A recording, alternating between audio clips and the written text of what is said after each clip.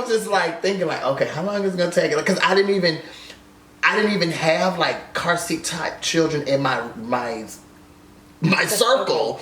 So I was like, oh my God, this car seat is gonna crease my leather. It's gonna put indentions in it. It was. And so anyway, I say all that to say I would get off work and I had like the little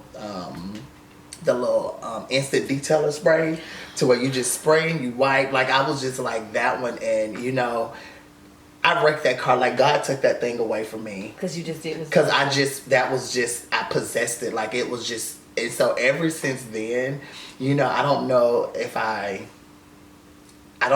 would use that, but I guess something in that atmosphere would probably be like my home. Yes. My home is like, I pride myself on it. Your the sanctuary. feel that I feel when I go in there, just the little bitty things that I do to make it home for me. And I don't decorate to please other people. I don't make it feel a certain way. But I feel like that was a shot at me.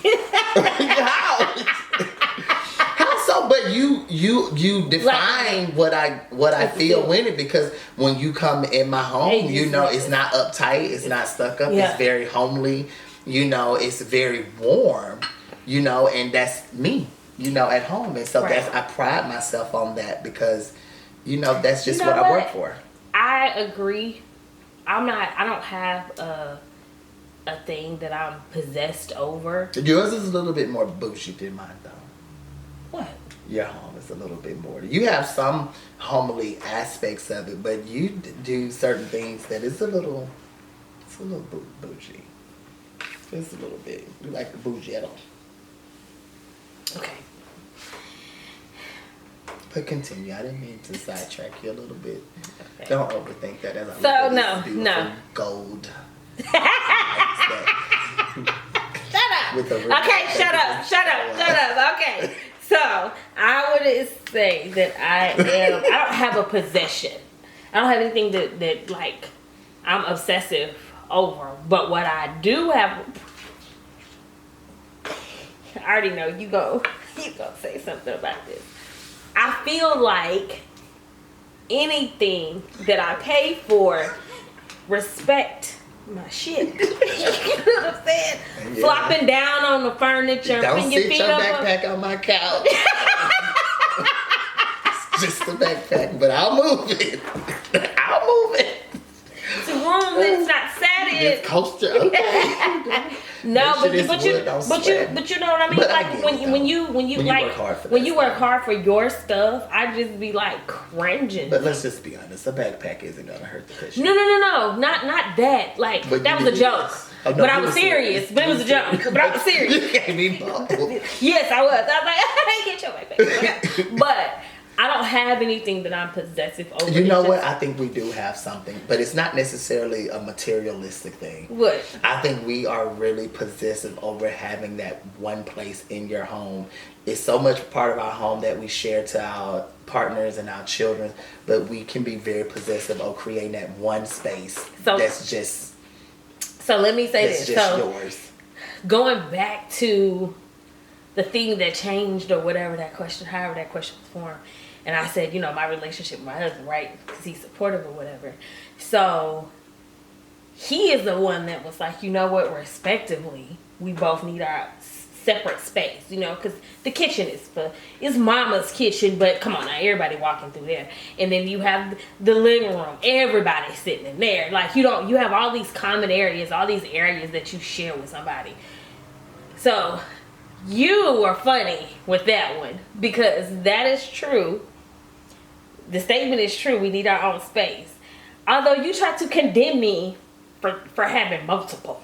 Yeah, I say you need space, but you kind of have the whole house.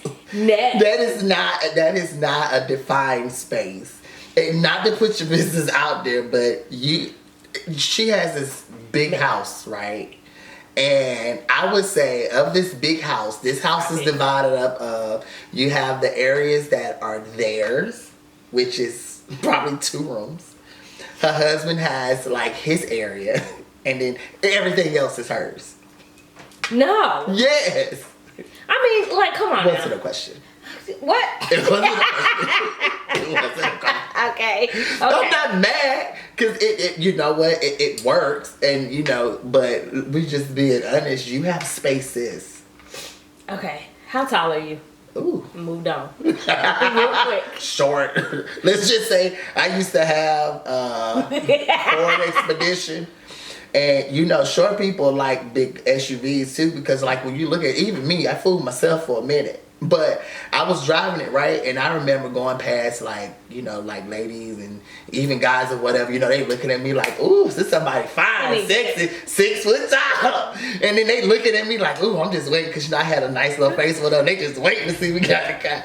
Baby, you can see them facial expressions when I get out and them legs is dangling looking for the ground. And they like, oh, it go from, you could tell the look go from like, damn, I know he gonna be fine to, oh, he cute. No, that's cute. You know, pocket size. But I feel like there are people shorter than me. I'm like 5'7", 5'8". I'm 5'2". What? I'm like 5'7", 5'8". Closer to 5'7", but my attitude. Wait. Hold on. You how tall? I'm like 5'7" and some change. The last time the doctors measured me with no shoes on. But I normally put my shoes on so I can reach that 5'8"-ish. Okay. Now my attitude, I got the voice of a 6 foot. Right. 6 feet of power. But I don't know. As you get older though, they say you might shrink. So I feel like that's gonna be me. As I get older, I'm gonna shrink. So I'll probably be 4'6" by 2030. It'll be 3 feet. Yeah. Okay.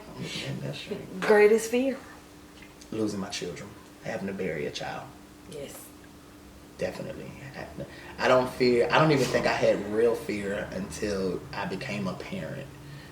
Yep. Because other than that, like, you know, I didn't necessarily, you don't care about yourself or whatever, but my biggest fear is I do not want to bury a child. I don't either. My child. I don't want to bury my child. I want to bury my niece, nephew, but most importantly, that is my biggest fear because there's so much going on in the world that no matter how much we try to control that space, how much we try to control them, I know. So yeah. That is mine.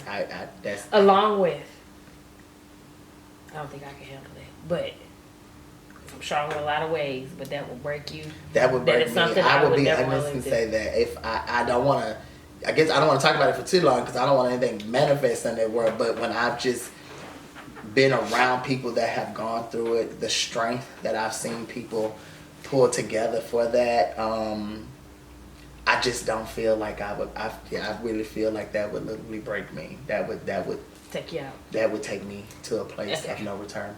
So my other, like, that is number one. Number two. I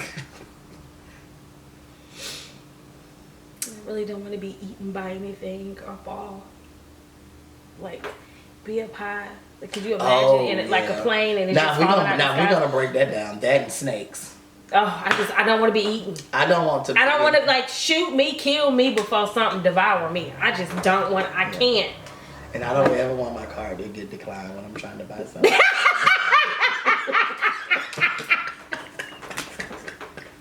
Do you know that happened to me recently? I hate McDonald's, but I hate McDonald's, but it ain't my favorite place. But right, I go there for the kids. Right, chicken sandwich here. But my card got declined a couple weeks ago. I was like, man, ain't no way. You know, she's like, nah, try to say.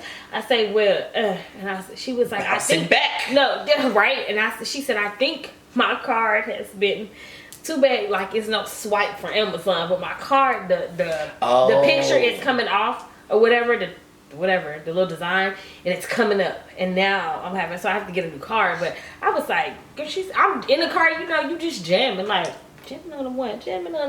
And she's, ma'am, and I'm like. She said, ma'am, I was like, yes. She hurt your whole heart. And she said, your card is declined. And I said,